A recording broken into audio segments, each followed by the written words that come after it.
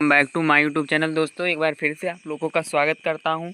और आज हम जियोग्राफी के टॉप 20 to 30 क्वेश्चंस पढ़ने वाले हैं, जो कि विकल्प हाइड विकल्प के साथ होंगे। आप लोगों को खुद दिमाग लगा के सही आंसर बताना होगा। अगर नहीं आएगा तो फिर तो मैं बताऊंगा ही।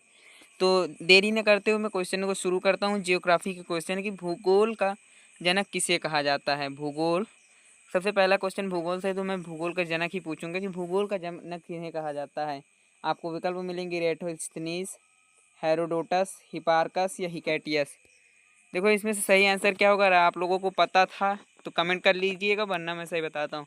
तो हिकैटियस को सही माना जाता है, जो कि भूगोल के जनक को, हिकैटियस को भूगोल का जनक माना जाता है। क्वेश्चन नंबर 2 है हमारा कि भूगोल के लिए जियोग्राफिका शब्द का प्रयोग सर्वप्रथम किसने किया था? मतलब कि भूगोल के लिए जियोग्राफिका शब्द का प्रयोग किसने किया था? हेरोडोटस, हिकैटियस, हिपार्कस या इरेटोस्थनीज।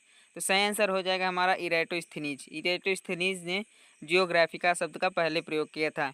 देखो, खोज की उन्होंने और शब्द का प्रयोग इन्होंने किया। तो ये दोनों वैज्ञानिक इंपॉर्टेंट हो सकते हैं एग्जाम के लिए। भूगोल से 2 से 3 क्वेश्चन आपकी यूपीपी में शायद देखने को मिले। अभी के हिसाब से 2 मिल रहे हैं, 2 या 3 आगे भी मिलेंगे। अन्य अन्य एमटीएस में आपको इससे काफ़ी क्वेश्चन मिल जाएंगे एसएससी के। मानव भूगोल के पिता निम्नलिखित में से किसको कहा गया है? कार्ल रिटर, जीन्स बून्स या हार्मब्लोट या हिपार्कस। सही आंसर हो जाएगा हमारा कार्ल रिटर। मानव भूगोल का पिता निम्नलिखित में से कार्ल रिटर जी को माना जाता है। क्वेश्चन नंबर 4 है हमारा, भूगोल को मानव परिस्थितिकी के रूप में परिभाषित करने वाला विद्वान कौन है? हेटनर, जीन ब्रून्स, एच बैराज या इरेटोस्थनीज। तो इसका सही आंसर क्या होगा? आप लोग कमेंट करिए और फिर मैं बताता ही हूँ। एच बैराज जी इसके सही आंसर हो जाएंगे। क्वेश्चन नंबर 5 है हमारा, आकृति विज्ञान का जन्मदाता किसे माना जाता है? भू आकृति विज्ञान का जन्मदाता किसे माना जाता है? पेसल, डेविस, पेंक, इनमें से कोई नहीं। सही आंसर हमारा हो जाएगा पेसल। ठीक है।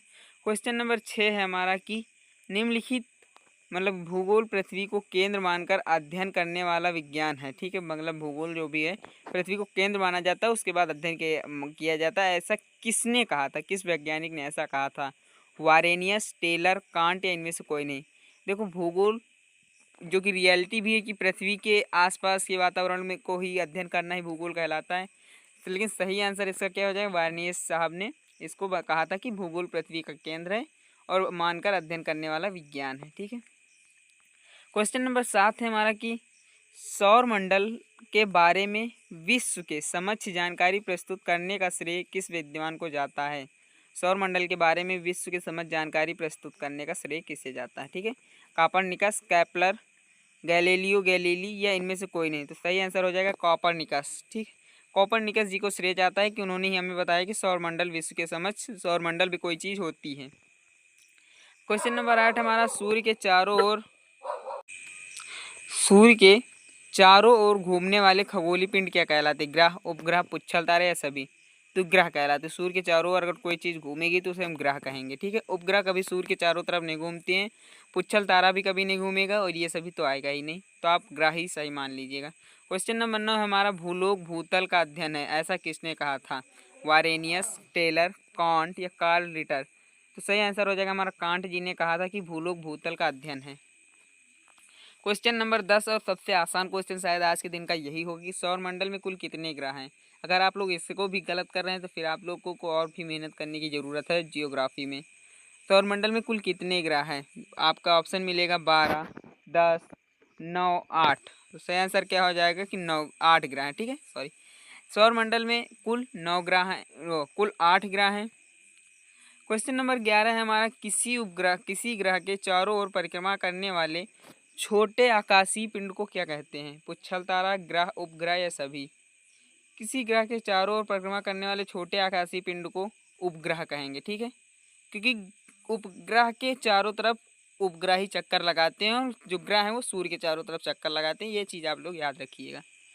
क्वेश्चन नंबर 12 है, ग्रहों की गति के नियम प्रतिपादित किसने किया था? कैप्लर, गैलीलियो, न्यूटन या इनमें से कोई नहीं। तो कैप्लर ने ग्रहों की गति के नियम बताए थे। क्वेश्चन नंबर 13 है हमारा कि नार्वे में अर्धरात्रि का समय सूर्य कब दिखाई देता है? नार्वे में अर्धरात्रि के समय सूर्य 12 अगस्त, 21 जून, 21 जुलाई, 21 मार्च। तो 21 जून को दिखाई देता है। क्वेश्चन नंबर 14 है हमारा कि सौर मंडल की खोज किसने की? कॉपरनिकस, आर्यभट्ट, कार्लेटर या केपलर? तो कॉपरनिकस जी ने सौर मंडल की खोज की। और ये भी इसके पहले भी एक क्वेश्चन आया था कि सौर मंडल के जो विश्व के सामने सौर मंडल शब्द किसने लाया, तो कॉपरनिकस जी उसमें भी थे और इसमें भी यही सही। क्वेश्चन नंबर 15 है हमारा कि सौर मंडल के जन्मदाता किसे कहा जाता है? सौर मंडल का जन्मदाता किसे कहा जाता है? पृथ्वी, शुक्र, शनि या सूर्य?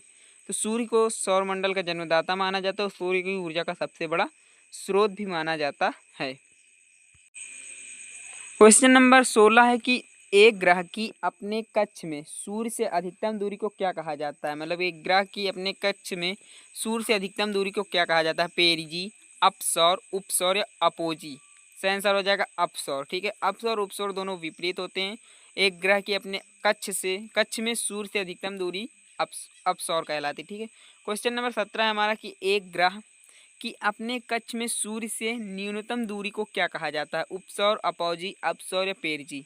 तो इसे उपसौर कहेंगे। एक ग्रह अपने कक्ष से सूर्य की न्यूनतम दूरी को भी उपसौर ही कहेंगे। ठीक है। अंतरिक्ष में कुल कितने तारामंडल हैं? अंतरिक्ष में कुल कितने तारामंडल हैं? आपको ऑप्शन में मिलेगा 97, 81, 95, 89। तो सही आंसर हो जाएगा हमारा 89। अंतरिक्ष में कुल तारामंडलों की संख्या अभी तक खोज के अनुसार 89 मानी गई है। पार्थिव ग्रहों की संख्या कितनी है? 5, 8, 4, 7। तो पार्थिव ग्रह की संख्या जो हो जाएगी वो 4 हो जाएगी। हमारे पार्थिव ग्रह 4 हैं। क्वेश्चन नंबर 20 है हमारा ब्रह्मांड में विस्फोटी तारा कहलाती है उल्का, अभिनव तारा, धूमकेतु या ये सभी? तो अभिनव तारा जो होता है वो ब्रह्मांड में विस्फोटी तारा कहलाती है। किसी का नाम अभिनव होगा तो वो मत समझ लेना। ब्रह्मांड में विस्फोटी तारा का नाम अभिनव तारा होता है और उसके लिए क्वेश्चन भी आसान करना आसान हो जाएगा। क्या पता उसी के नाम से आंसर आ जाए। क्वेश्चन नंबर 21 है हमारा निम्नलिखित में से कौन एक तारा है? पृथ्वी, शुक्र, सूर्य, चंद्रमा? तो सूर्य एक तारा है। ठीक है, ये याद रखना, सूर्य कोई ग्रह नहीं है, सूर्य एक तारा है जो कि एक विशाल गोला, अग्नि का गोला माना जाता है जिसमें हाइड्रोजन की क्रिया होती है तो उसमें आग निकलती है। क्वेश्चन नंबर 22 हमारा सूर्य प्रकाश धरती तक पहुंचने में कितना मिनट लेता है? सूर्य जो है प्रकाश धरती तक पहुंचाने में कितना समय लेता है? 3 से 8, 8 से 3, 7 से 4, 9 से 3? तो इसका सही आंसर क्या होगा आप लोग सोचिए। 8 से 3। ठीक है, 8 से 3 मिनट के बीच का समय जो होता है वो सूर्य प्रकाश तक धरती तक पहुंचने में मिनट लेता है। आप 3 से 8 मत लगा दीजिए क्योंकि इसमें भी गलत हो जाएगा।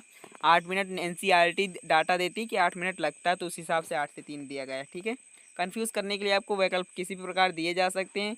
इस बार यूपीपी में ये बहुत ज़्यादा देखने को मिला है। इस बार कई ऐसे वर्ड का यूज किया गया है जिनके अलग मीन थे और उसके हिंदी में अलग मीन थे, तो आप उसके ध्यान मत दीजिएगा। क्वेश्चन नंबर 23 है हमारा सूर्य के सबसे दूर कौन सा ग्रह है? सूर्य से सबसे दूर ग्रह कौन सा है? बुध, प्लूटो, वरुण या बृहस्पति? तो सही आंसर हो जाएगा हमारा वरुण। वरुण जो है सूर्य के सबसे दूर ग्रह है। क्वेश्चन नंबर 24 है हमारा कौन सा ग्रह सूर्य के सबसे निकट है? सूर्य के सबसे निकट ग्रह और सूर्य के सबसे दूर ग्रहों की आप लोग जरूर एक बार याद कर लीजिएगा। बुध, प्लूटो या बृहस्पति या शुक्र? तो सबसे दूर ग्रह, सबसे निकट ग्रह बुध होगा। ठीक है। क्वेश्चन नंबर 25 हमारा किस ग्रह में चंद्रमा की तरह कलाएं होती हैं? मतलब चंद्रमा 16 कलाएं होती हैं और ऐसी ही कलाएं किस और ग्रह में होती हैं? मंगल, शनि, बुध या बृहस्पति? तो ऐसी सेम टू सेम कलाएं आपको बुध के ग्रह में भी देखने को मिलेंगी। क्वेश्चन नंबर 26 हमारा बुध सूर्य का एक चक्कर लगाने में कितना समय लेता है? 90 दिन, 88, 75 या 87 दिन? देखो बुध सूर्य का एक चक्कर लगाने में लगभग 88 दिन का समय लेता है। 88 दिन। ठीक है, बुध सूर्य का एक चक्कर, वैसे पृथ्वी सूर्य का एक चक्कर 24 घंटे में पूरा करती है, वैसे ही बुध मतलब कि वहाँ 88 दिन के दिन होता है, 88 दिन रात होती है। 27 है क्वेश्चन नंबर सौरमंडल का अत्यधिक तीव्र ग्रह कौन है? मंगल, शनि, शुक्र या बुध? अत्यधिक तीव्र ग्रह बुध है। क्वेश्चन नंबर 28 है हमारा निम्नलिखित में से किस ग्रह को पृथ्वी की बहन कहा जाता है? शनि, शुक्र, चंद्रमा या मंगल? तो शुक्र ग्रह को पृथ्वी की बहन कहा जाता है। क्वेश्चन नंबर 29 है दो ग्रह जिनके उपग्रह नहीं है, पृथ्वी और शनि, शुक्र और बुध, बृहस्पति और बुध या मंगल और शनि? देखो पृथ्वी की भी ग्रह उपग्रह हैं तो यहाँ पे सही आंसर हो जाए शुक्र और बुध का कोई भी उपग्रह नहीं है। क्वेश्चन नंबर 30 है हमारा किस ग्रह को शाम का तारा कहा जाता है? पृथ्वी, शनि, शुक्र या चंद्रमा? तो शुक्र को शाम का तारा कहा जाता है जो कि आपको पृथ्वी से दिखाई भी देता है।